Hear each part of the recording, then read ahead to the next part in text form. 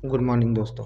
देखिए, इससे पहले हम लोगों ने परमाणु तथा अणु के बारे में अच्छे से अध्ययन कर लिया था। ठीक है, उसकी नोट्स भी बना लिए थे। आज हमारा अगला चैप्टर है परमाणु की संरचना, स्ट्रक्चर ऑफ एटम। ठीक है, समय को न गंवाते हुए चलिए हम लोग देखते हैं कि परमाणु की संरचना क्या होती है। इससे पहले हम अणु और परमाणु के बारे में अच्छे से अध्ययन कर चुके थे। अब हम परमाणु की संरचना के बारे में पढ़ेंगे। परमाणु होता क्या है, उसकी संरचना क्या होती है, उसमें कौन कौन से अपरमाणविक कण पाए जाते हैं, इन सभी के बारे में हम लोग क्या करेंगे, अध्ययन करेंगे। ठीक है, तो पहला पहला है पदार्थों में आवेशित कण। पहला टॉपिक है पदार्थों में आवेशित कण। देखिए, 19वीं शताब्दी के आते आते, ठीक है 19वीं शताब्दी में ही देख लीजिए तो ये पता चल गया था कि परमाणु जो है अविभाज्य है। ठीक है, ये कहा गया था कि परमाणु क्या है, अविभाज्य है। ये अवधारणा क्या हो गई, गलत हो गई। यानी परमाणु विभाज्य है, अविभाज्य नहीं है। ठीक है, यानी ये पता चल गया कि परमाणु में एक अपरमाणविक कण पाया जाता है जिसे इलेक्ट्रॉन कहा जाता है। उससे पहले ही, इलेक्ट्रॉन के खोज के पहले ही जो गोल्डस्टीन थे, उन्होंने 1886 में ही क्या किया था, एक विकिरण की खोज की थी जिसे कैनाल रे कहा गया। यह विकिरण धन आवेशित होती थी और यह जो विकिरण होती थी, इसी विकिरण के माध्यम से, ठीक है, ये भारी भी होती थी और इसी विकिरण के माध्यम से अंततः उन्होंने क्या कर दिया कि एक प्रोटॉन की खोज कर दी। ठीक है, प्रोटॉन की खोज की, और वो प्रोटॉन कहाँ पाया गया, तो परमाणु के अंदर पाया गया। ठीक है, और एक चीज पता चला कि यह परमाणु जो है, ये क्या है, ये आवेश के बारे में बात करें तो इलेक्ट्रॉन के बिल्कुल विपरीत है। ठीक है, इसका द्रव्यमान भी इलेक्ट्रॉन के द्रव्यमान से 2000 गुना क्या है, बड़ा है। ठीक है, ये बात निकल कर आ गई। और इससे ये भी पता चला कि इलेक्ट्रॉन और प्रोटॉन के, ठीक है, आवेश के कारण ये क्या करते हैं, संतुलित हो जाते हैं, किसमें, परमाणु के अंदर हो जाते हैं। ठीक है, इसी को हम अभी आपके सामने क्या किया, हमने प्रस्तुत किया। फिर से सुनिएगा, 19वीं शताब्दी के आते आते या 19वीं शताब्दी में ही क्या हुआ था, जो क्या कहते हैं, परमाणु को जो कहा गया कि परमाणु अविभाज्य है, वो अवधारणा क्या हो गई, गलत हो गई। ये पता चल गया कि परमाणु विभाज्य है, उसमें एक परमाणविक कण इलेक्ट्रॉन पाया जाता है। और यह इलेक्ट्रॉन की खोज किसने की थी, जे टॉमसन ने की थी, पहली चीज।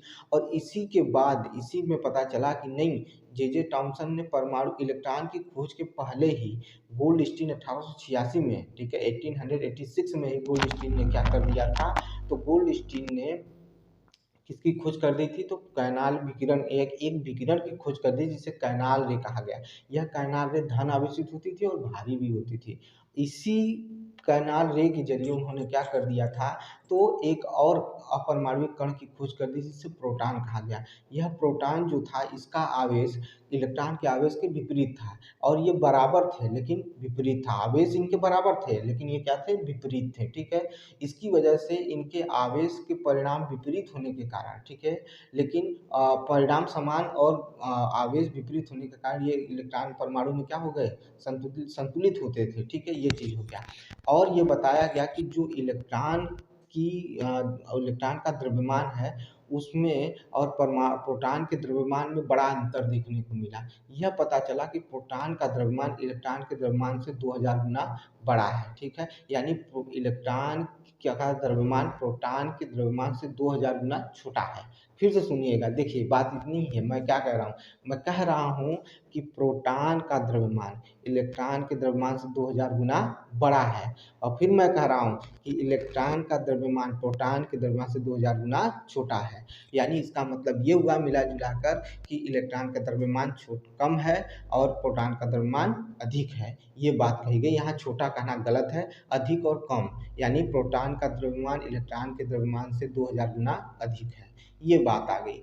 अब इसी के साथ साथ ये सारी चीज़ें चलती रही, ये बात आगे बढ़ती रही, और उसके बाद उन्होंने क्या किया, अगला क्या हुआ कि ये पता चला कि जितने भी ये चल रहे हैं, अब इसमें क्या हुआ कि परमाणु की संरचना के बारे में, या परमाणु को किस तरह से, परमाणु में इलेक्ट्रॉन प्रोटॉन किस तरह से व्यवस्थित है, इसके बारे में वैज्ञानिकों ने अध्ययन करना शुरू किया।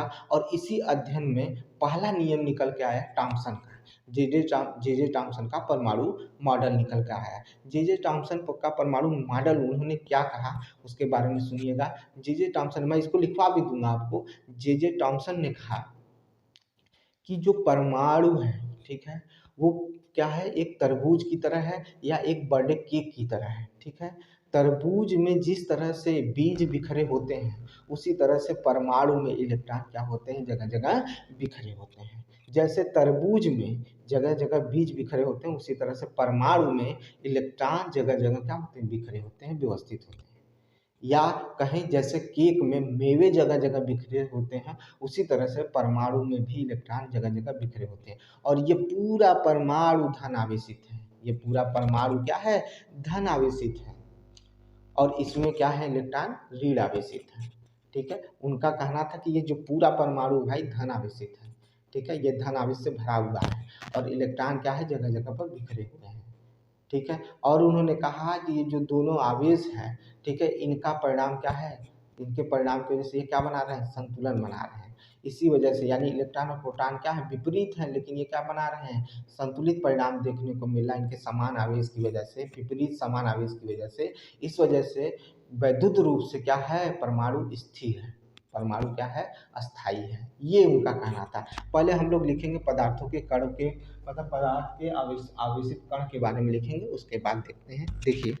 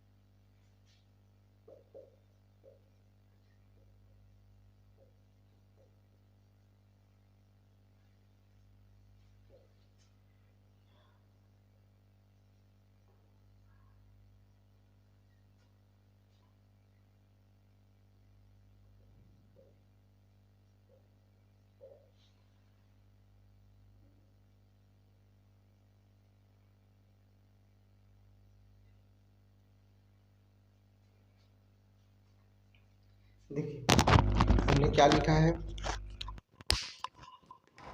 देखिए मैंने लिखा कि परमाणु अविभाज्य है, यह अवधारणा गलत हो गई जब जे जे थॉम्सन ने एक कण परमाणु की खोज की। इससे पहले गोल्डस्टीन ने 1886 की खोज को 1886 में एक विकिरण की खोज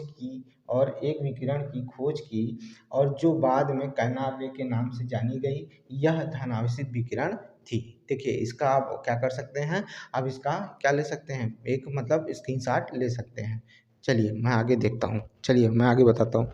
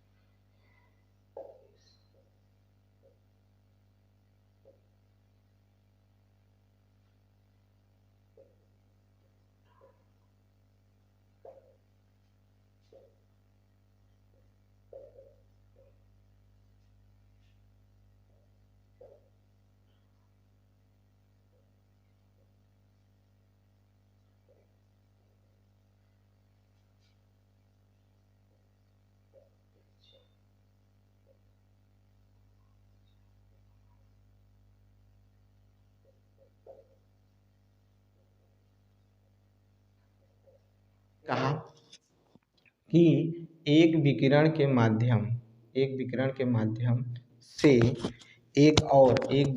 माध्यम से इस विकिरण के माध्यम से एक और कण जिसका नाम प्रोटॉन था उसकी खोज हुई। ठीक है, यह कण धन आवेशित था। देखिए उसमें भी हमने क्या कर दिया था, सॉरी, इलेक्ट्रॉन में भी धन आवेशित कर दिया था, उसको ऋण आवेशित कर लीजिएगा।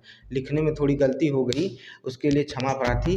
ठीक है, उसमें क्या कर लिएगा, आप क्या करेंगे, उसमें लिखेंगे, आप क्या लिखेंगे, ऋण आवेशित लिखेंगे। इलेक्ट्रॉन क्या था, ऋण आवेशित होता है, और प्रोटॉन क्या होता है, धन आवेशित होता है, कण था। प्रोटॉन का द्रव्यमान इलेक्ट्रॉन के द्रव्यमान की अपेक्षा क्या था, 2000 गुना अधिक था। ठीक है, प्रोटॉन का द्रव्यमान इलेक्ट्रॉन की अपेक्षा क्या था, 2000 गुना अधिक था। ठीक है, ये चीज़ हो गई। देखिए अब इसमें आगे मैंने क्या बताया कि प्रोटॉन और इलेक्ट्रॉन के आवेश क्या थे, ठीक है, समान थे लेकिन विपरीत थे। इस वजह से प्रोटॉन क्या हो गया, स्थायी हो गया। ठीक है, इलेक्ट्रॉन क्या हो गया, स्थायी हो गया। ठीक है, इलेक्ट्रॉन क्या हुआ, अस्थायी हो गया। और अब आगे देखिएगा, इसी संरचना के बारे में अलग अलग वैज्ञानिकों ने अपना अपना क्या किया, मॉडल प्रस्तुत किया। उसी में से एक थे जे थॉमसन का परमाणु मॉडल। अब हम आगे पढ़ेंगे जे थॉमसन का परमाणु मॉडल। देखिए आगे,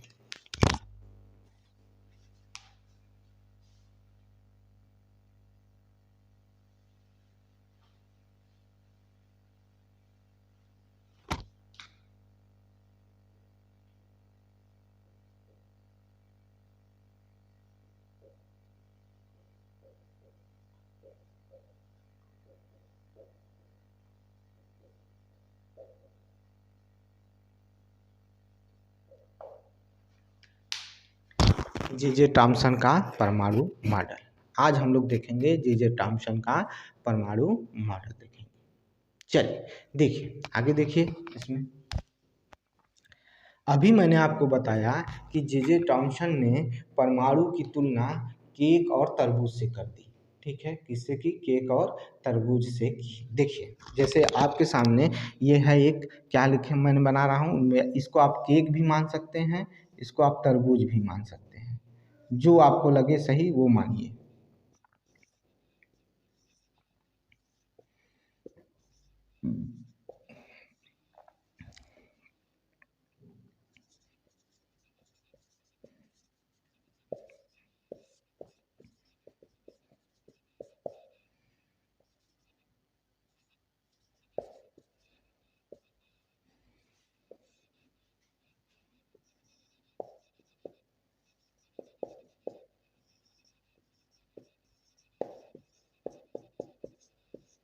देखिए मैंने क्या कहा था, इसमें मुझे कुछ लिखा नहीं, दो इनके क्या है नियम है जो इन्होंने इससे बनाए थे वो लिखवा दूंगा, और कुछ इसमें लिखाने की जरूरत नहीं है, बस समझ लीजिए। देखिए आप समझ लेंगे तो आप प्रस्तुत कर सकते हैं, बता सकते हैं, इस वजह से मैंने इसको चित्र के जरिए समझाने की कोशिश की है। देखिए जे थॉम्सन का परमाणु मॉडल, थॉम्सन ने कहा भाई कि परमाणु जो होता है एक तरबूज की तरह होता है या एक केक की तरह होता है। जिस तरह से तरबूज में बीज जो होता है जगह जगह बिखरे होते हैं, या केक पर मेवे जगह जगह बिखरे होते हैं, वो इलेक्ट्रॉन की तरह होते हैं, वो इलेक्ट्रॉन समझिए उनको। और जो पूरा केक है या पूरा जो तरबूज है वो क्या है, धन आवेशित है, यानी परमाणु का पूरा भाग क्या है, धन आवेशित है, ये उनका कहना था। ठीक है, तो उन्होंने अपने पहले नियम में ये कहा कि परमाणु का पूरा भाग क्या है, धन आवेशित है। ठीक है, परमाणु का पूरा भाग क्या है, धन आवेशित है, और उसमें इलेक्ट्रॉन क्या है, क्या है, इलेक्ट्रॉन बीज की तरह फैले हुए हैं। ठीक है, जिस इलेक्ट्रॉन क्या हुआ, बिखरे हुए हैं, ये हो गया। उन्होंने दूसरा कहा कि जो दो आवेश हैं, ठीक है, वो विपरीत हैं, लेकिन उनका परिणाम क्या है, परिमाण क्या है, समान है। इस वजह से जो परमाणु होता है वो क्या होता है, वैद्युत रूप से स्थिर होता है, ये उनका कहना था। उसी को मैं लिख देता हूँ, आप उसको उतार लीजिएगा। पहले ये फिगर देख लीजिए, इस फिगर को, उसके बाद इस फिगर को बना लेंगे तो आपको पूरी चीजें तुरंत क्लियर हो जाएंगी। चलिए,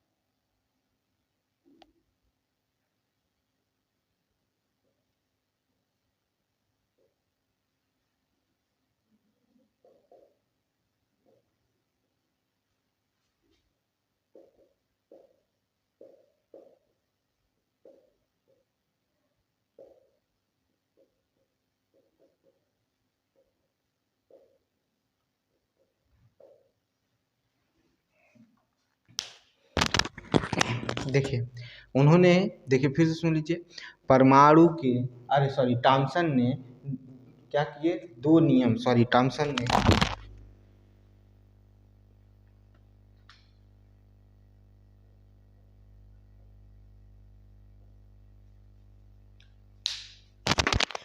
ने दो नियम प्रस्तुत किए। थॉम्सन ने दो नियम प्रस्तुत किए जो क्या है, निम्नलिखित है। पहला, उन्होंने कहा कि जो परमाणु है एक धन आवेशित गोला है, या पूरा परमाणु क्या है, धन आवेशित गोला है, जिसमें इलेक्ट्रॉन क्या होते हैं, बिखरे हुए होते हैं।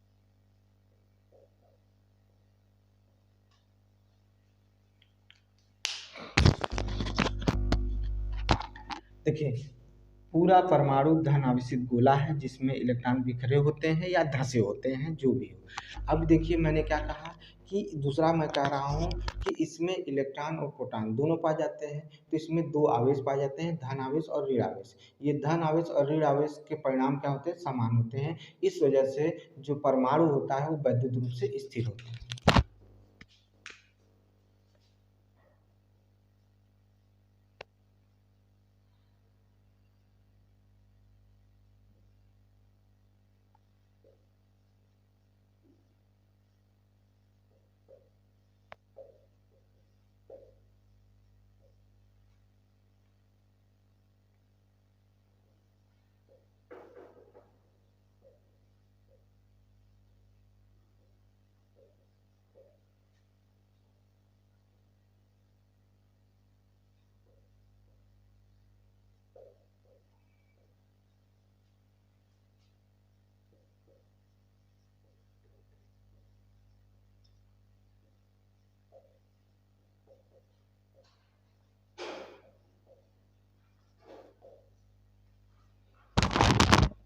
देखिए मैंने लिख दिया कि ऋण आवेश और धन आवेश के समान परिणाम की वजह से परमाणु क्या होते हैं, वैद्युत रूप से स्थिर होते हैं।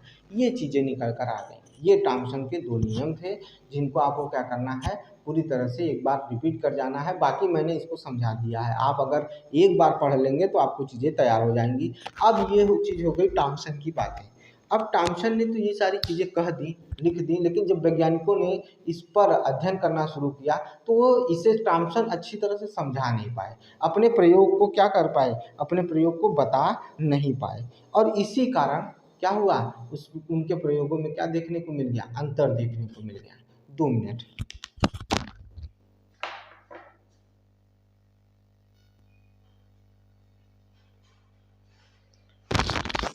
तो इस ये सारी चीज़ें आपके सामने जे थॉमसन ने जे थॉमसन समझा नहीं पाए, तो उसी पर उसी आधार पर अगले जो वैज्ञानिक थे वो थे रदरफोर्ड।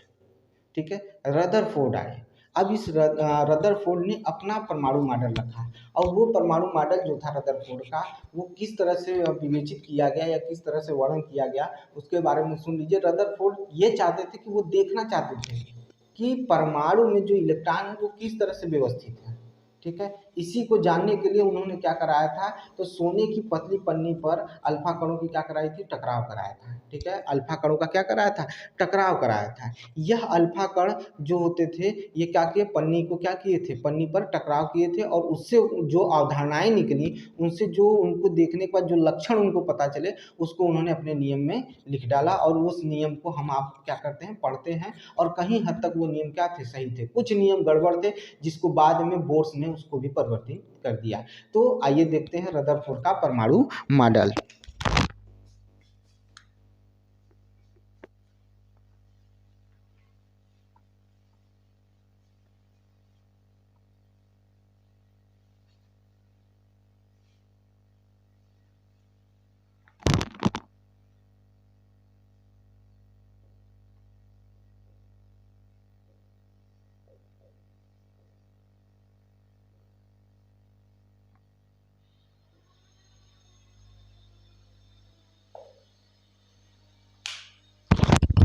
रदरफोर्ड ने क्या, रदरफोर्ड वो जो अध्ययन करें, उस अध्ययन में इलेक्ट्रॉन की व्यवस्था, यानी इलेक्ट्रॉन किस तरह से व्यवस्थित है इसका पता चल जाए।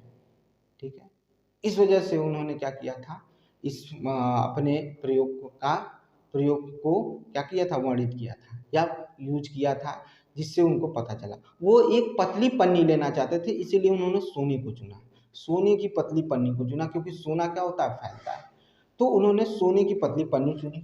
अब ये सोने की पतली पन्नी क्या थी भाई, सोने की पतली पन्नी की मोटाई जो थी, जब परमाणु को यानी एक के ऊपर एक परमाणु को 1000 परमाणुओं को रखा जाए, तब जाकर कहीं सोने की पतली पन्नी क्या होगी, तैयार होगी। ठीक है, ठीक है, इतनी पतली पन्नी या इतनी मोटाई की पन्नी उन्होंने क्या किया था, प्रयोग किया था। फिर उन्होंने जो अल्फा कण लिए थे उसका उस पर क्या किया, टकराव कराया। यह अल्फा कण जो थे द्विआवेशित हीलियम कण थे। ठीक है, ये क्या थे, द्विआवेशित हीलियम कण थे। इनका द्रव्यमान 4u था। ठीक है, ये द्विआवेशित हीलियम कण थे और इनका द्रव्यमान 4u था। और इनकी गति तीव्र होने की वजह से इनके अंदर पर्याप्त ऊर्जा भी विद्यमान थी। ठीक है, इनकी गति तीव्र होने के कारण इसमें क्या थी, पर्याप्त ऊर्जा विद्यमान थी। ठीक है, चलिए इसी को पहले कर लेते हैं, फिर उसके बाद आगे देखिए।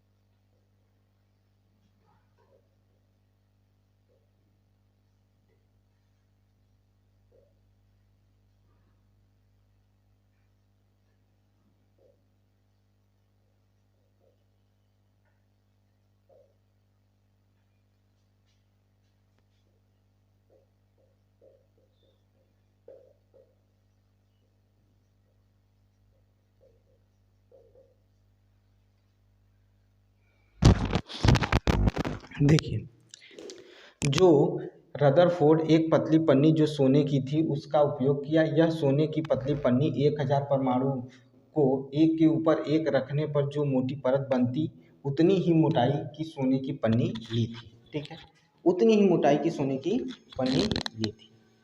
ठीक है, अब इसके आगे देखिए, हमने कहा कि उन्होंने जो अल्फा कण लिया था वो द्विआवेशित हीलियम कण था। ठीक है, देखिए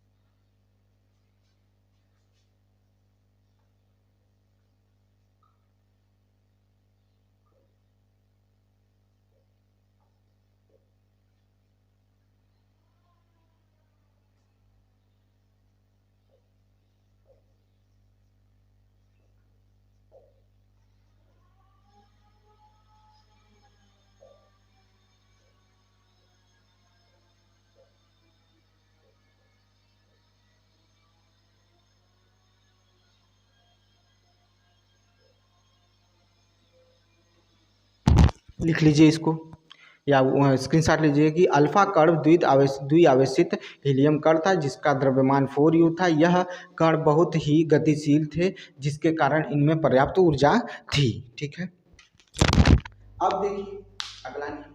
उन्होंने सोचा कि जब हम अल्फा कण से टकराव कराएंगे तो परमाणु में उपस्थित अपरमाणविक कण या इलेक्ट्रॉन क्या होंगे, उनकी वजह से अल्फा कण क्या होंगे, विक्षेपित होंगे।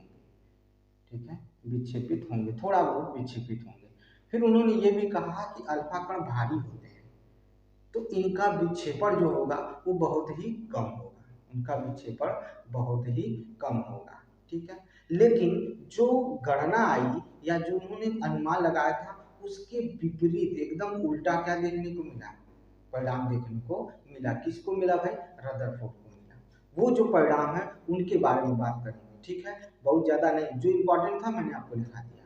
ठीक है, बस ये समझिए कि जब उन्होंने ये अनुमान लगाया था कि जब अल्फा कण जब क्या करेंगे, परमाणु में उपस्थित अपरमाणविक तत्वों से टकराएंगे या कणों से टकराएंगे तो विक्षेपण करेंगे। लेकिन ये भी बताया कि ये जो अल्फा कण है वो भारी होते हैं।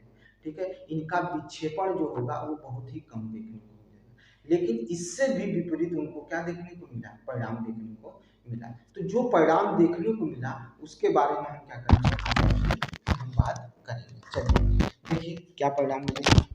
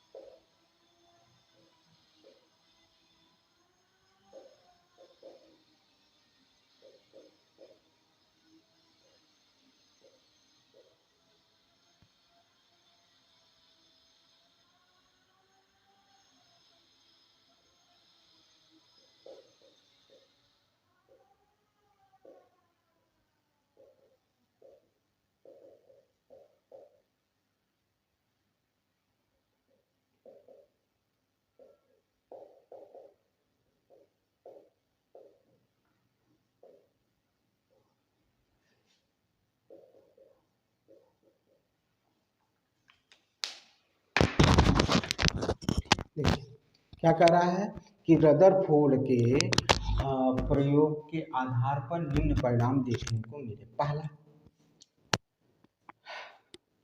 जब सोने की पन्नी पर जब परमाणु अल्फा कण जो हुए वो टकराए तो वो सीधा बाहर निकल गए। ठीक है, पन्नी से परमाणु सीधा बाहर निकल गए। ठीक है, जब अल्फा कण पन्नी से टकराए या पन्नी की तरफ बढ़े तो वो क्या हुए, पन्नी से सीधा बाहर निकल गए। इससे ये पता चला कि परमाणु का अधिकतर भाग क्या है, खाली है, जिसकी वजह से कण क्या हो गए, बाहर निकल गए। पहला ये देखने को मिला, पहला नियम ये देखने को मिला कि अल्फा कण जो थे वो क्या हो गए, पन्नी से टकराने के बाद बाहर सीधी रेखा में बाहर निकल गए। ठीक है, और उसके बाद यह परिणाम निकलकर उन्होंने यह बताया, बाहर निकलने का परिणाम बता रहा हूँ कि वो उन्होंने ये बताया परमाणु के बाहर निकलने पर, यानी सॉरी कण के बाहर निकलने पर यह पता चला कि परमाणु का अधिकतर भाग क्या है, खाली भैया है।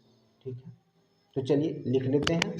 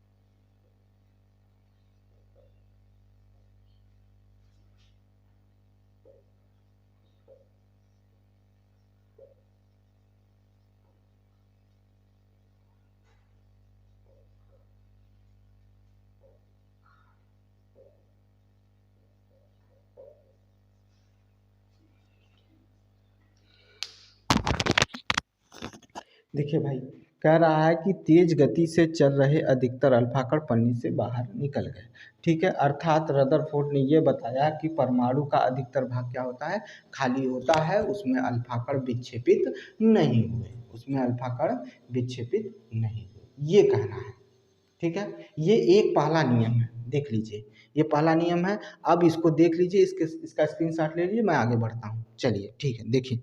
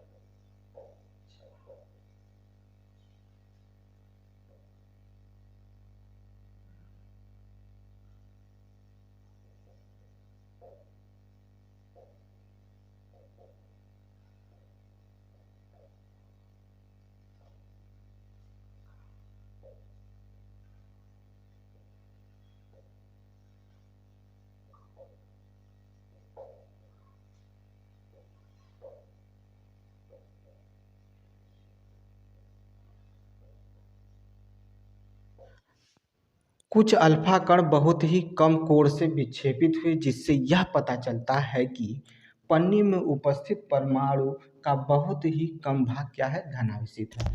यानी कुछ तो विक्षेपित हुए अल्फा कण, कुछ क्या हो गए, विक्षेपित हो गए। ठीक है, यानी मुड़ गए टकराने के बाद। तो इससे पता चला कि जितने हैं अधिकतर तो बाहर निकल गए, लेकिन कुछ टकराकर क्या हो गए, विक्षेपित हो गए, कुछ क्या हुए, टकराकर विक्षेपित हो गए। अभी मैं उसका फिगर भी आपके सामने प्रस्तुत करूंगा। मैं बहुत ज़्यादा आज नहीं लूंगा, इतना ही लूंगा, लेकिन आपको पूरा फिगर में बनाकर दिखाऊंगा। ठीक है, तो ये पता चला कि परमाणु के अंदर बाकी भाग तो भाई क्या खाली है, लेकिन कुछ भाग क्या है, धनावेशित है, जिसकी वजह से अल्फा कणों का क्या हुआ, विक्षेपण हो गया। अब अगला देखिएगा, इसका स्क्रीनशॉट ले लीजिए।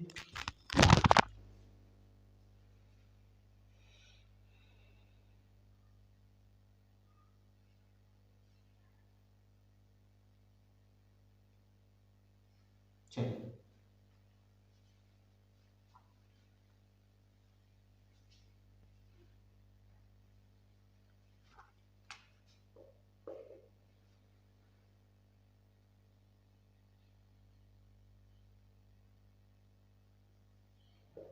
प्रतीक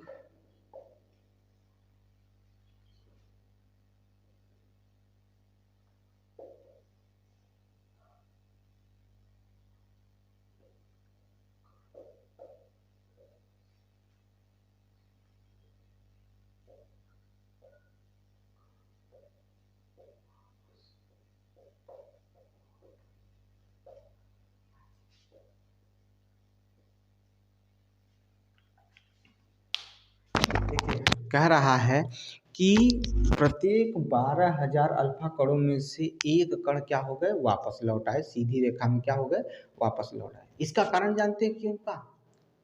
क्योंकि अल्फा कण क्या है, सुनिएगा ध्यान से, यह अनुमान पता चला कि इसकी वजह से यह पता चला कि जो अल्फा कण होते हैं वो क्या होते हैं, धन आवेशित होते हैं। और जब वह प्रोटॉन नाभिक से टकराए तो नाभिक भी धन आवेशित था, तो उससे क्या हो गए, वापिस हुआ है, उससे क्या हो गया, टकरा कर वापिस आ गए। ठीक है, पहली चीज ये हो गई। तो इससे यह पता चला कि बहुत कम अल्फा कण 180 डिग्री, भाई इससे टकराए तो 180 डिग्री पर क्या हो गया, विक्षेपण देखने को मिला, विक्षेपित हुए। ठीक है, और जिससे यह पता चला कि सोने के, ठीक है, सोने के परमाणु का पूर्ण धन आवेशित भाग, सोने के परमाणु का पूर्ण धनावेशित भाग द्रव्यमान और परमाणु, ठीक है, परमाणु को बहुत ही कम आयतन मिला हुआ है या बहुत ही कम आयतन में सीमित है, यानी उसी को क्या कहते हैं भैया, नाभिक कहते हैं। क्या कहते हैं, नाभिक कहते हैं। अब इस नाभिक के अवधारणा से उन्होंने यह बताया कि जो परमाणु की त्रिज्या है, ठीक है, परमाणु की त्रिज्या है वो नाभिक की त्रिज्या से क्या है, परमाणु की त्रिज्या जो है नाभिक की त्रिज्या से 10⁵ गुना क्या है, बड़ी है। परमाणु की त्रिज्या नाभिक की त्रिज्या से 10⁵ गुना क्या है, बड़ी है। क्या लिख मैंने बोला कि परमाणु की त्रिज्या 10⁵ गुना बड़ी है, ठीक है, कौन, नाभिक की त्रिज्या से। ठीक है, परमाणु की त्रिज्या, ठीक है, 10⁵ गुना बड़ी है नाभिक की त्रिज्या से। ठीक है, कौन,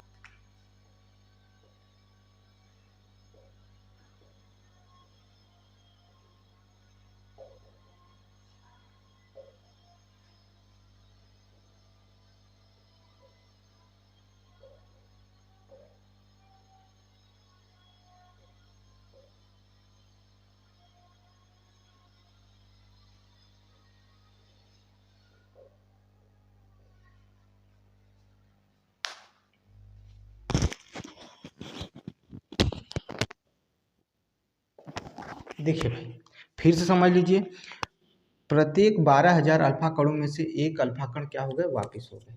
यानी यह पता चला कि कुछ अल्फा कण क्या हो रहे हैं, 180 कोण पर क्या हो जा रहे हैं, विक्षेपित हो जा रहे हैं। इससे यह पता चला कि जो अल्फा कण के जो, अरे सॉरी, सोने की पतली पन्नी के जो परमाणु है उनका पूर्ण मतलब करा कुछ भाग क्या होता है, परमाणु का पूर्ण धनावेशित भाग द्रव्यमान में, ठीक है, छोटा होता है और क्या होता है, सीमित मात्रा में होता है, यानी सीमित होता है। उसी से ये अल्फा कण टकरा कर क्या हो गए, वापिस आ गए। और सुनिएगा, ये निकल कर आ गया, ये सारी चीजें इसमें क्या आ गई, परमाणु के जो रदरफोर्ड का परमाणु का नियम था उसमें आ गई। ठीक है, उसमें निकल कर आ गई आपके सामने। अब हम लोग आगे पढ़ेंगे रदरफोर्ड का कुछ और सिद्धांत। रदरफोर्ड ने जैसे कहा कि जो परमाणु में इलेक्ट्रॉन होते हैं वो वर्तुलाकार मार्ग पर चक्कर लगाते हैं या वर्तुलाकार चक्कर लगाते हैं। जो परमाणु होते हैं नाभिक में वर्तुलाकार क्या होते हैं, चक्कर लगाते हैं। ठीक है, और उन्होंने कहा कि जो परमाणु का नाभिक होता है उसमें पूरा द्रव्यमान क्या होता है, द्रव्यमान क्या होता है, मौजूद होता है, यानी पूरे परमाणु का द्रव्यमान नाभिक पर निर्भर करता है। ठीक है, तो इसके बारे में भी देख लीजिए।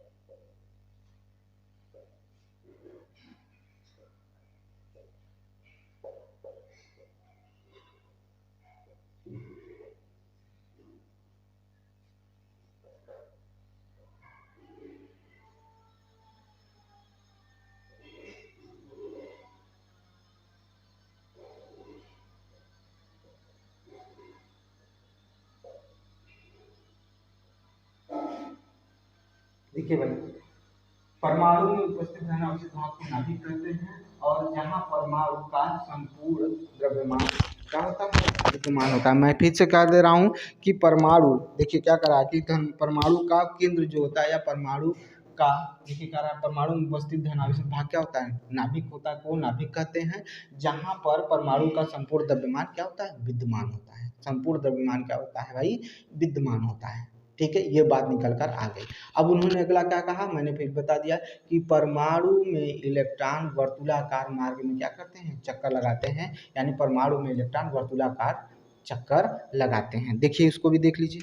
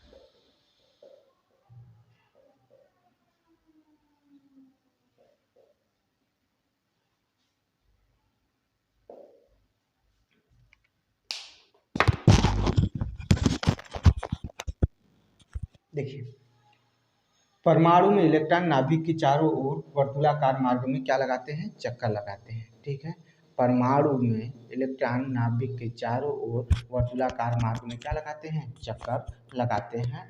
ये इनके नियम थे। ठीक है, समझ में आया कि नहीं आया। परमाणु की अपेक्षा नाभिक का जो भाग होता है वो क्या होता है, बहुत ही कम होता है। ठीक है, परमाणु के अंदर नाभिक की, परमाणु की तुलना में नाभिक का भाग क्या होता है, काफी कम होता है। ये भी नियम है। ठीक है, लेकिन अब इसी के आगे मैं क्या बताने आपको चल रहा हूँ, उसके बारे में सुनिए। अब रदरफोर्ड ने कह दिया कि जो परमाणु में इलेक्ट्रॉन होते हैं वो वर्तुलाकार मार्ग में क्या करते हैं, चक्कर लगाते हैं। जब परमाणु में नाभिक वर्तुलाकार मार्ग में चक्कर लगाएंगे तो परमाणु में जो इलेक्ट्रॉन होंगे, जब वर्तुलाकार मार्ग में चक्कर लगाएंगे तो वो क्या होंगे, त्वरित होंगे। और त्वरित होने की वजह से उसमें ऊर्जा का विकिरण होना शुरू हो जाएगा। त्वरण उत्पन्न होने की वजह से उसमें ऊर्जा का विकिरण होना शुरू हो जाएगा। और जब ऊर्जा ऊर्जा का विकिरण होने लगेगा तो नाभिक नाभिक में क्या हो जाएंगे, वो गिर जाएंगे। और जिसकी वजह से परमाणु का अस्तित्व क्या हो जाएगा, खत्म हो जाएगा, यानी परमाणु अस्थिर हो जाएगा। और ऐसी स्थिति में जब परमाणु अस्थिर हो जाएगा तो परमाणु अस्थिर हो जाएगा, ऐसी स्थिति जो होगी, क्या ऐसी स्थिति देखने को मिलेगी, नहीं, क्योंकि हमने पहले से पढ़ा कि परमाणु क्या है, अस्थाई है। पहले से हमें पता है कि परमाणु क्या है भाई, अस्थाई है। ये चीज़ निकल के आई। तो ये क्या है, रदरफोर्ड की कमियाँ हैं, जिसको अगली कक्षा में हम लोग पढ़ेंगे। आज के लिए इतना ही, धन्यवाद।